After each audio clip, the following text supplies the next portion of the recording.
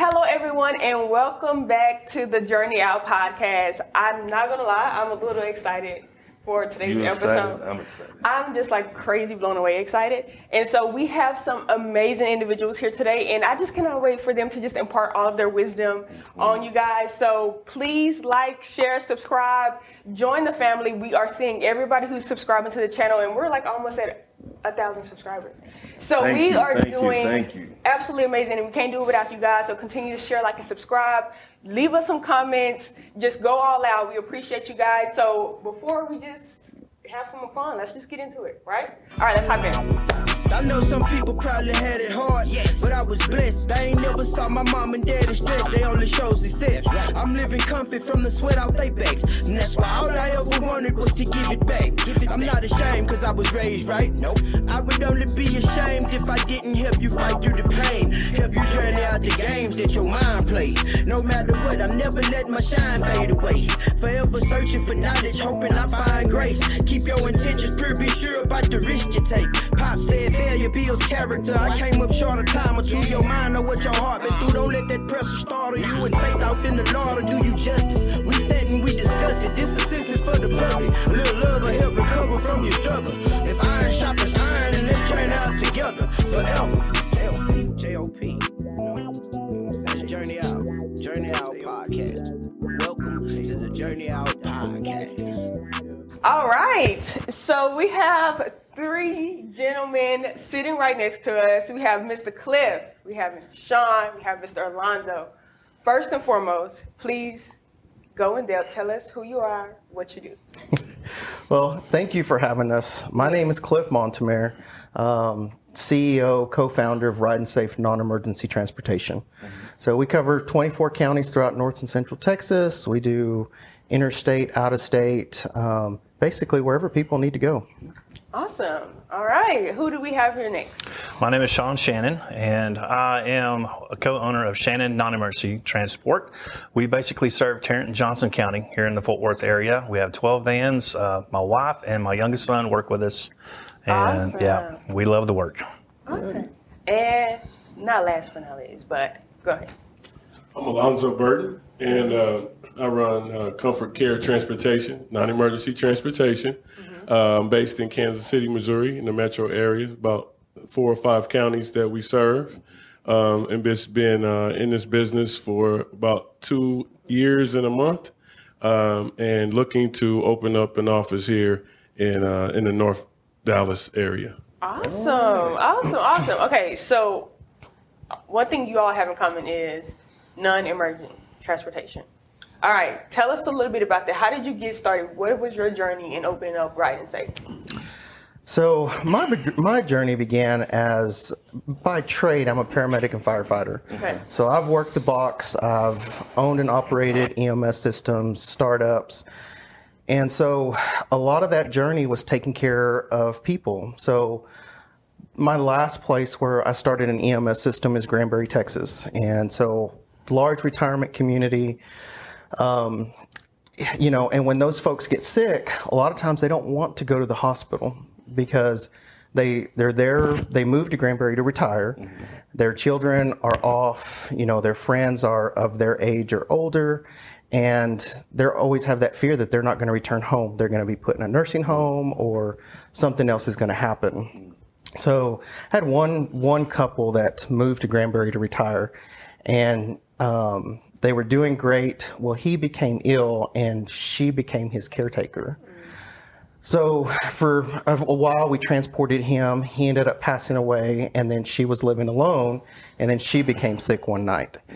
And she was really sick. And so she did not want to go to the hospital, wouldn't go. And I told her, look, you are really sick and need to go. And I was a paramedic at the time working on the ambulance. And I said, look, I'm going to have to do some stuff. And when you get out of the hospital, I will bring you back home. So by that, she allowed me to take care of her. She ended up spending quite a few days in ICU on a ventilator, shipped to Fort Worth for higher level of care. And then once she got done, I did what I said I was going to do. I brought her back home. And she was able to continue to age in place. And that's been the biggest part of my journey coming out of EMS and fireside, going into the non-emergency side. And that's what got you started. And I know all of y'all have similar stories. Why don't you share yours with me? I had been in the freight business for 16 years, and Renee had always worked. I understood logistics and transportation, and Renee had always worked back and forth between childcare and home health, just depending on where our boys were in their lives.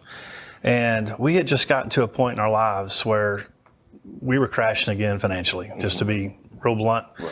And I just couldn't stand to take her through it again. I have two friends that are paramedics, one in Bowie, one in Greenville, and the same week, both of them were saying, you should look into this business. We didn't have any money, and we'd been praying for probably a year. And not to say that we're not great people of faith. We were scared out of our gourds. Right. And one night I was asleep. I always get the goosebumps of this, but I'm telling you, like we're sitting here, I heard God's voice. It was a whisper, and it said, I'm about to begin something new. And, just like the prophet, he said, excuse me, Lord, what was that? And he said it again. So we went from that just to looking and researching. And when we discovered how many of the elderly were missing life-critical appointments because of no transportation or poor transportation, it really lit our fire. And so we started trying to figure out how to do this, and we bought our first van in November of 2019.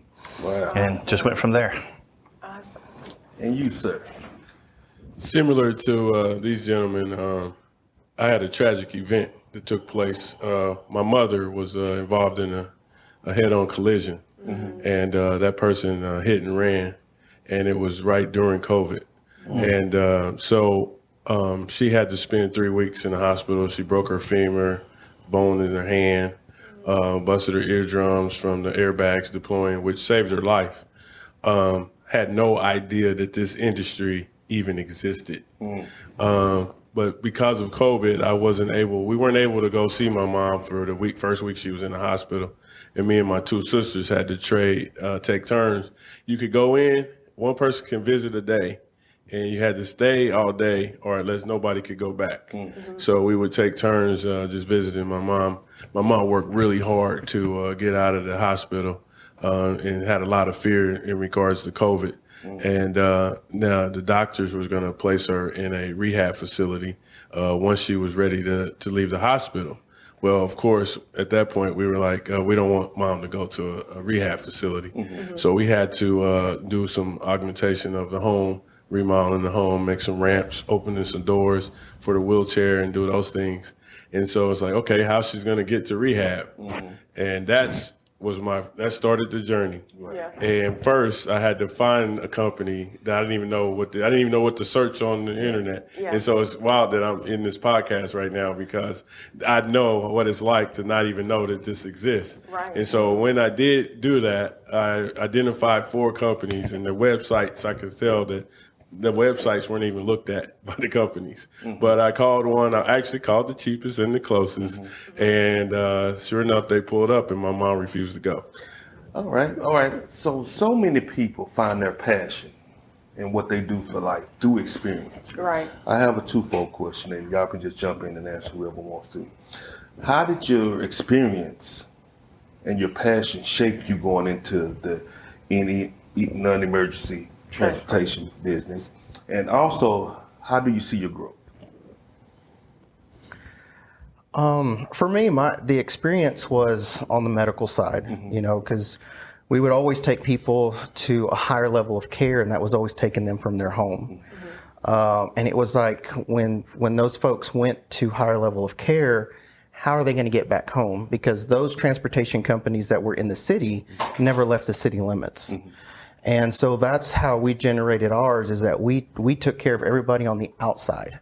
So we did all the rural areas, everybody that was outside the city that, couldn't get back home. Right. And so that's where we came out of, being able to do that. And, you get to travel with these folks for 45 minutes to an hour and a half, and getting to listen to their stories. I mean, these were folks who were in Vietnam, survived the Depression.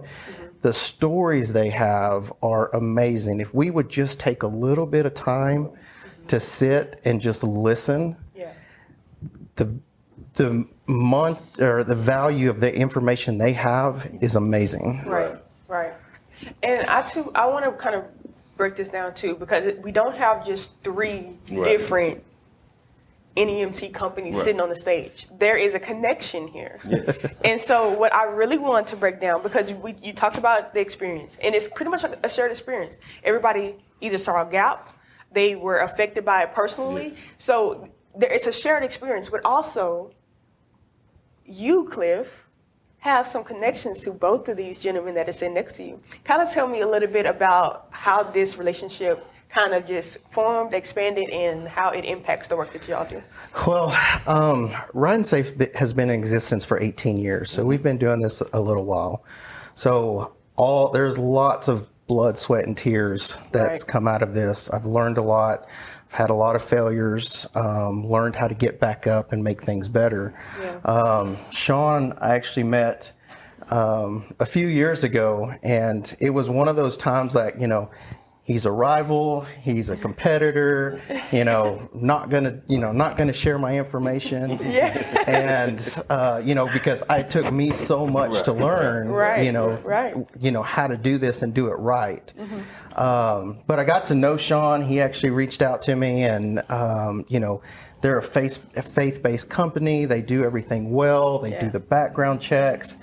And then I started deciding, hey, why there is so much business out there.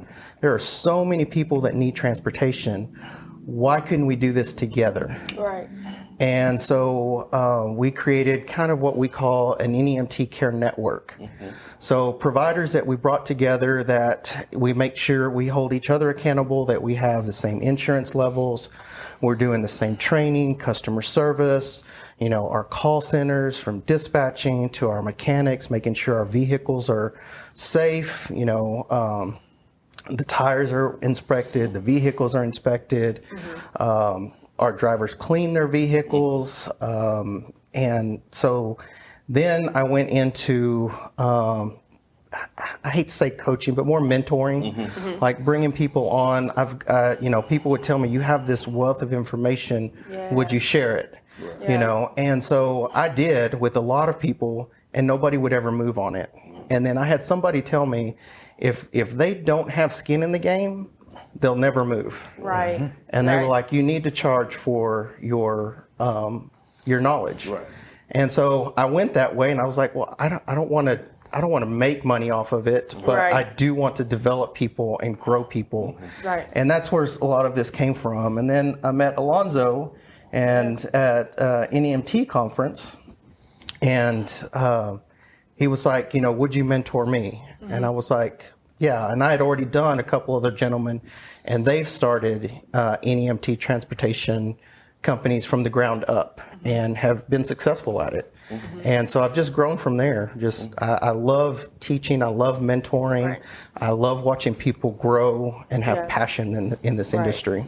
And I love what you said there in the beginning, accountability, right? That's what this is about. And so it's just us, right? When we're going into a situation, and especially when you have people who don't know about the industry at all, right? And they're calling, they're looking for answers.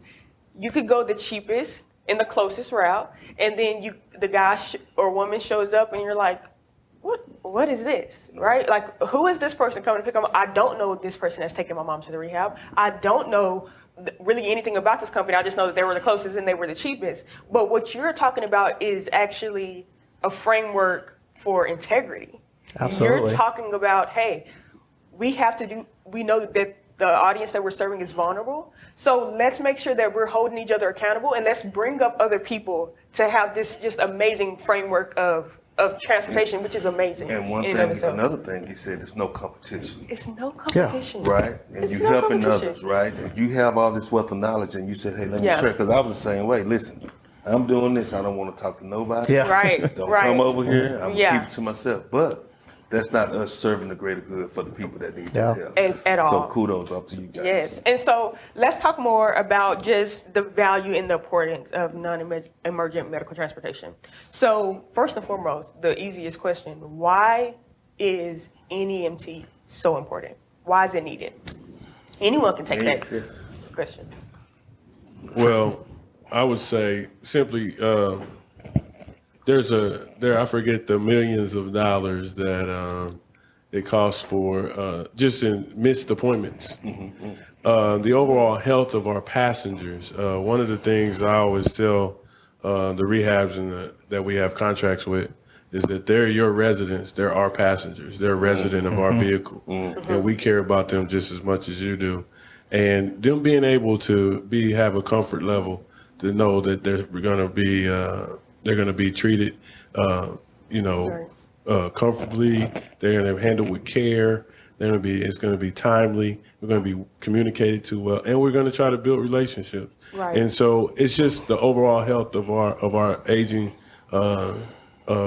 community, Right. the overall health of them. And one of the things I ask my drivers is it good enough for your mother? Right. Is it good enough for her? Love The that. service that you're providing, would you want that to be for your mother? Right. And so, me knowing that when my mom did finally get that ride, Yeah. that she was going to be took there and safely make it to her appointment that was greatly needed. That, other than that, I don't know how to get her there. Right.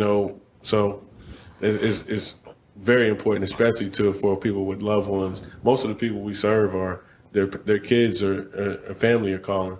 And a lot of times we are their family. Right. Right. They don't even have Advocating, that. People. yeah. I had a passenger when I was driving tell me, "Hey, you're the only family I got. You're the only person that I talk to. I enjoy these rides." Wow. Yeah. Okay. All right. So why choose non-emergency transport versus an ambulance or ride share service? Yeah. What's the difference between those? I think you have continuity of, you hear the term of continuity of care. Yeah. You get same thing with us. You get the continuity. We use the same drivers for the same folks, that are going to the dialysis appointments or they have set urology appointments, something like that. We try to use that same driver for their comfort. If they see that same face, there's a level of comfort there. And like Alonzo said, that's something that we preach to our team is, we're going to treat these people the way that we would treat your grandmother, Right. because we advocate for them, because you're going to take them to a doctor's appointment. We're not going to just walk in and shove them off and walk out. We're going to make sure that appointment is good, that they're at the right place, because sometimes we don't get good information. So we want to make sure that they're taken care of and not just dropped off, and being able to have that same face, that same relationship, rolling with what Alonzo said, you learn so much about these people. Yeah. You know what kind of music they like. That everybody's got Pandora. So we can play Pandora on the radio for them. It's just kind of gives them a little bit of freedom. So I want all three of y'all to ask this. What set you guys apart from the industry? What made y'all companies the non-emergency transport to be with, to call? I think for us, it's customer service. I mean, customer service in any industry today is almost just it's non-existent. And we could easily, farm out, to a foreign country and save money as a company. But our folks, they love calling and hearing that voice, somebody that they can connect to, that they can understand. And our team, I would put them up against anybody else. I mean, just like these guys, I mean, they get to know and love their passengers. We get to know and love on them, as well as our clients. I mean, we have large hospitals, corporations, rehabs, and families that trust us. Right. And, we show up with clean vehicles. Our vehicles are safe. They're routinely inspected. Yeah. Our drivers are all well uniformed and have, a good hygiene and have IDs on them. Yeah. They're not smoking in the vehicles. They're sharing whatever radio stations that they want to have on at the time. Because there's sometimes, a lot of us are rural, so we may be with them for an hour. And getting to know them, our drivers just love on them. And once we take them home, they're taking them, putting them in their recliner, making sure their phone's beside them. They have a drink of water. They have a sandwich. Yeah. My drivers will tell me that all the time, that they've been there a little bit too long because They made her a sandwich, or they made sure her phone I was love right there that. beside her. I love that. Absolutely. I love that. And, you know, I say nothing to them but kudos, because they enjoy doing that. Yeah. And we've gained their trust and their respect. Right. Go ahead. I was going to say, absolutely, for us is customer service. And that's one of the things is, I think that, and then being family owned and family operated for us, that gives us a little bit more of a touch. You know, we're smaller, you know, so it's easier to do. You know, like I said earlier, my wife's the sweetest soul on the planet, and my son that works with me, I couldn't be more proud of him. Yeah. I mean, just sharp. And so when they call, they're going to get a Shannon on the phone, or if they get Kim, the lady that works with us, there's a Shannon sitting right next to her. You know, it's not just a cold phone call that they're getting. Yeah. They're getting something, oh yeah, Mrs. So-and-so, we know her, and are we going back to the same place we went to last time? You know, it's just a little bit, and then being faith-based on top of that, when we get to do the hospice work, you know, that's a whole nother deal. It's really cool. Yeah. You take a guy home for the last time, you get to pray with him right there at the end. Love that. I love that. Yeah, I would say ditto to what they said with the customer service. But for me, I'm going to go back to my mother. You know, on that ride, she turned away four vehicles, and I did have to take her myself. And so at that point, when I finally decided, I always have to remember why I started. Yeah. And what I started was because I didn't want to be like them. And I consider a lot of this whole industry needs to be lifted. And I want to just give a shout out to Cliff again, just for taking me on and mentoring me, because I think I have a true desire to provide that customer service, to be the transportation of choice over any other transportation. And so he provided me with the framework of how to even get that done, because there is a temptation, not for me so much, but there's a temptation when it comes to financially of not washing your vans, of not making your drivers wear the right. It's like, because everybody's looking for a cheaper ride and a cheaper thing.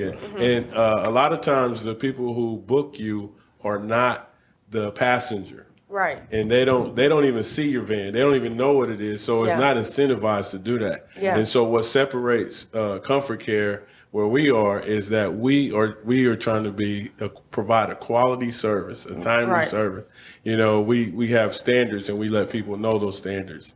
And so and a lot of times when it's unappreciated, that's not, we got to remember why I'm doing that. And I think you guys hit on a lot of cool things there, because most time, again, they're not thinking about all the back-end stuff that you guys are thinking about.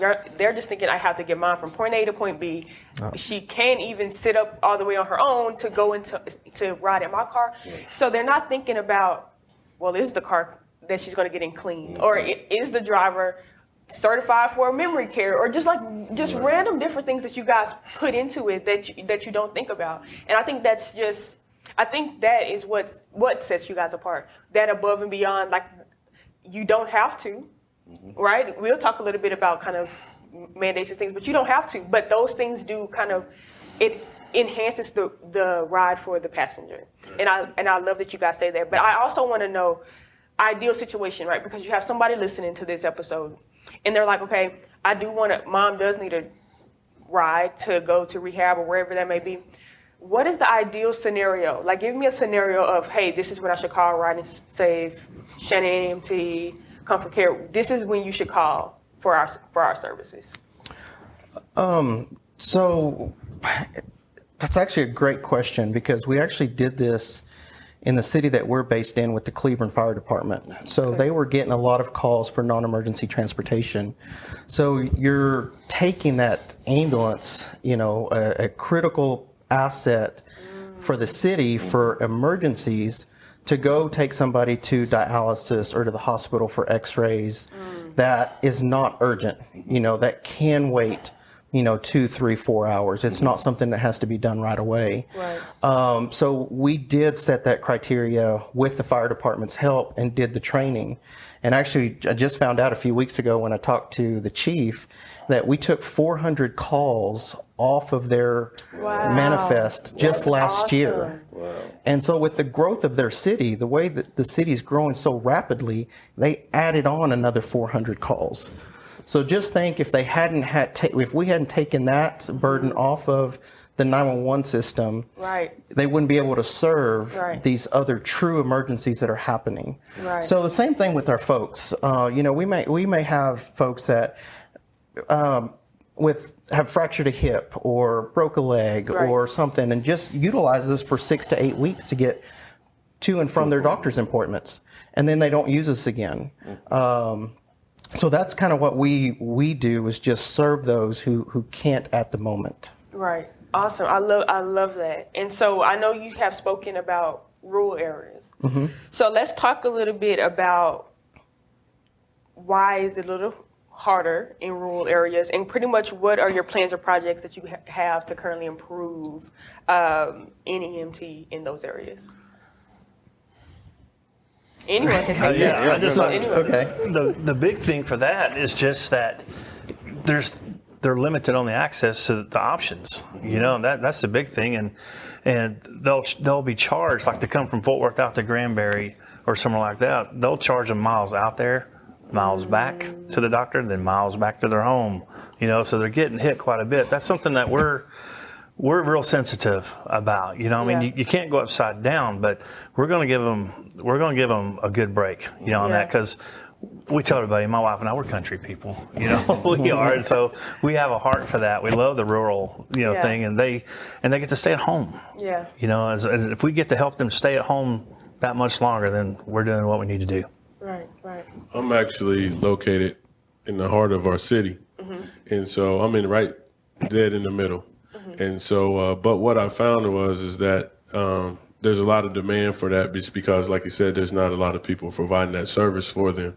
And so we do go out on the outskirts of the city. One of the things that we're doing in order to serve them better is set up little satellite offices. An idea I got from Cliff. Yeah. And so to set up the satellite offices where our drivers and we're stationed. Also, I have with our contractor facilities, I have the ability to park at their locations if my driver doesn't live there. And so That is and then I awesome. got little so we have little small refrigerators and maybe a couch somewhere the driver can take a break, and he uses that place as a station. And then even in that community now, people can call us to actually go out that way, and then we can leave the van out there. So what I'm also looking to do is hire drivers from those areas, and so and just strategically placing them. And what I found is, as soon as all I got to do is let them know that I'm there, Right. and then they make that call. Yeah. And so I love that. So y'all talked about your drivers, okay? What type of training goes into preparing a non-emergency transport driver? Because if I'm there, this is not regulated, right? So Okay. if you say specialists, Yeah. what training goes into preparing your specialists? Well, we all pretty much have the same thing, but our drivers, we're very picky about who we choose, because this is a very special population that we do transport on a regular basis. So our background checks, and again, mine coming from the EMS and fire side, it's pretty stringent. And we follow the Medicare and Medicaid guidelines, even though we don't have to. So, they have to have a clean driving record. They have to have a clean background. And we can do the training. So we actually do in-house training. When we bring somebody in, we onboard them. They have to have passed all those things. They have to have passed a drug test. And then they go through 2 weeks of in-person training. So they're actually with another driver, one of our trainers. So we have 3 trainers in-house. And so they ride along with them for 2 weeks. And they must complete 25 trips in that 2-week period. But we also have our own simulator. So when they're in-house, our lead trainer is actually teaching them how to load and unload, how to properly secure, going through different scenarios that they might encounter. Right. Some people don't think that parking on an incline is going to be a problem. So certain ways that you park, we try not to ever put our vehicles to where we have to back up. Always leave them to where you're headed out. All kinds of things. And we have, people on dialysis, when we pick them up, take them back, they're pretty tired, they're pretty exhausted. Right. And so they become leaners, they fall asleep and they lean. So our chairs are equipped with shoulder harnesses and body cross belts that won't, if they do fall asleep, they're not going to lean. Right. And I think we're the only ones in the industry that I've seen so far. We buy more expensive chairs. Ours will actually recline. So we can actually lay them back just a little bit. We can put their feet up, put them in a position of comfort, and just let them sleep on the way home if they want to. Right. So you told me what you do That's to train your specialists, your drivers. Okay. What do you guys look for in a person that's going to be the driver after the training? Before you do the training, what are you looking for? Yep. The main thing is a passion to help people, Yeah. a love for people and care for people. My drivers, I've been blessed because a lot of times when I first got started, I was watching, before I got with Cliff, I was watching YouTube videos and I was trying to put people in seats. But I've been blessed. God looked out for me because it's just my name. I think it's the name that attracted the right drivers, Comfort Care. Yeah. And because the drivers was a common thing I kept hearing from even all our customers, all our passengers, was that we provided the best, we had the kindest and the cleanest and the most courteous drivers. Yeah. And it's like they do, I might always say, that's what I look for though. When I'm talking to, I'm interviewing, or when anybody, my staff is interviewing, they want to get a driver that really cares about it. Has a passion. We're looking for compassion, so that's one of the things we get them talking about their family. Tell me about your grandmother. What are some of your fondest memories? If a guy can sit there and tell you about his grandmother's peanut butter cookies or her fried, like for me, her fried chicken. Right, And my mama used to make, she called it soul food. Fried potatoes and red beans, just like that was soul food. So you get a guy that, if he's got good memories and talk like that, that's somebody that I want to move forward with. Right. They say, oh yeah, I didn't know him very much. We kind of move on. I want to hear the warm fuzzies because you're going to come across people when you're taking them. There was a lady that was so precious to every one of our guys. And the first time I picked her up, I'm like, I've got my mama. I mean, it was her mannerisms were the same. I mean, she would say the same thing, and she'd say, "How you doing, baby?" And I said, "Oh, we're busy. Tell God thank you." That's what. So that was good. So you're looking for compassion. Yeah. You're looking for family, and you're looking for their heart. Yeah. Right. So great. And one thing that I did hear you guys say, you guys talked about like the safety aspects, so like how you have the crossbody harnesses and the short, all these different things. So it's a twofold question. Why should safety be the core value for upcoming NEMT companies? But also, again, I just want to harp on this because there is no regulations for it. So why do you all care to even go the extra mile if you don't have to go the extra mile? Especially concerning Safety. Yeah. And we see it all the time. I mean, day in, day out. But again, my side of it, it's always, in my career path, it's always been about safety. Whether you're on the EMS side and you're on a wreck scene, it's about, is the scene safe? How do you go about keeping yourself safe first and then keeping the people that you're caring for? Also on the fire side, I mean, when you go into a burning building, it's all about safety and reading the scene and knowing how it's going to react and how you're going to react. So safety with our passengers, I mean, we see it all the time. Like people, I've seen ratchet straps to secure patients. I've seen where they're not even using seat belts. We've seen, vans on the side of the road with a passenger in the chair, in the floor. In the floor with their wheelchair out there waiting for the EMS to get there to get them out of their floor. Whoa. And so, and it's there again, these people are our family. Right. And their families or themselves are entrusting us to take care of them. Right.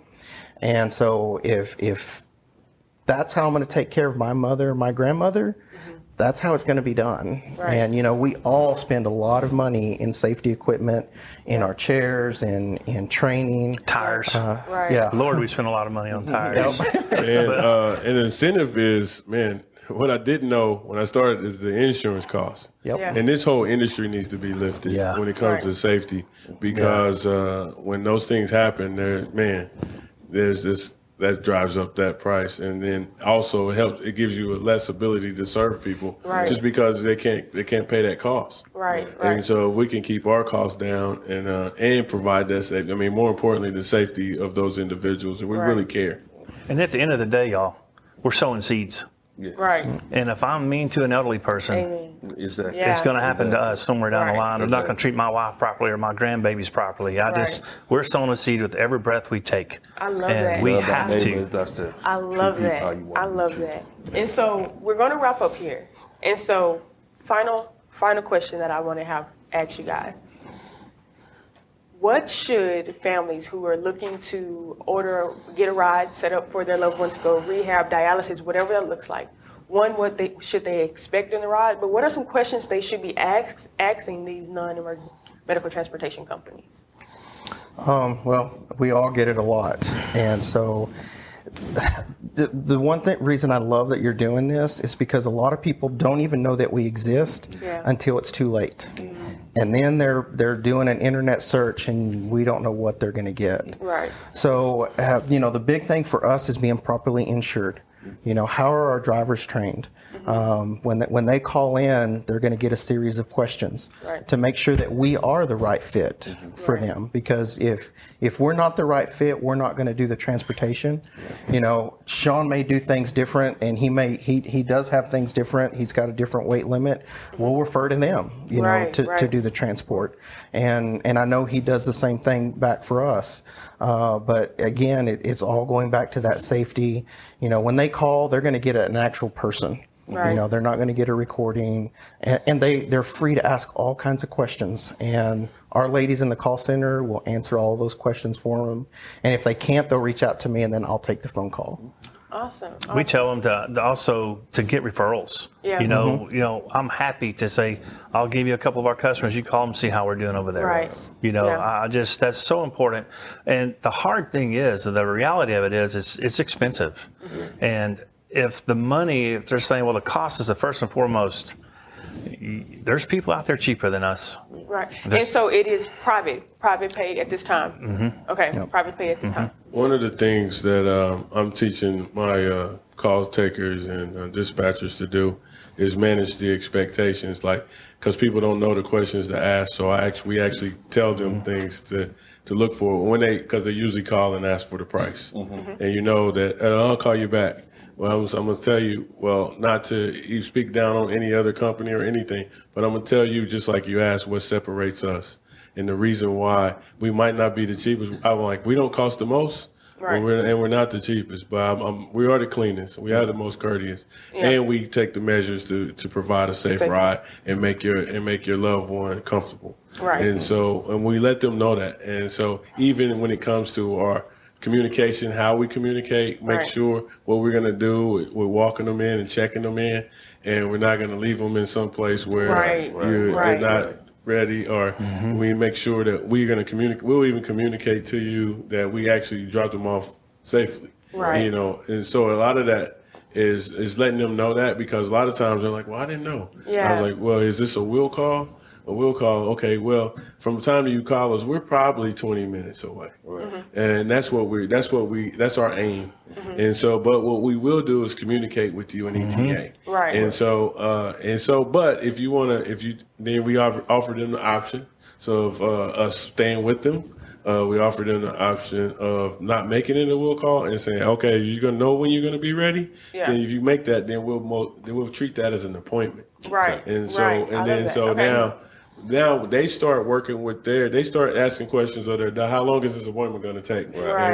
And what door are we going to pick off? What suite we're going to? Yeah. And so a lot of things we don't have that information if we just take the order and then we just show up at a building like this and be like, where are we taking this person? Right. Another thing, they really need to be there for the first 1 or 2 or 3 times. When your family member is going to ride, especially if it's coming from your home, walk out there and look at that vehicle. Yeah. See what the tires look like. Do all 4 tires match? Are they just something that they got from I'm serious, man. I mean, the little things matter. When Cliff and I, when we first started talking, when we started, we knew just this much. And I would see one of his vans, they'd go into the hospital, they'd leave the doors open and the hatch up. I know they saw me on the dash cam. I'm looking in there, I'm saying, what's he using to clean with? Because COVID had exploded. You know, I was want to see what's he cleaning with? What kind of wheelchair is he using? Is it like mine? And I looked at all his tires. You know, I'd walk around and look at his tires on his vans. You know, I'm like, this guy's doing it right. We would see some of the others who would remain nameless.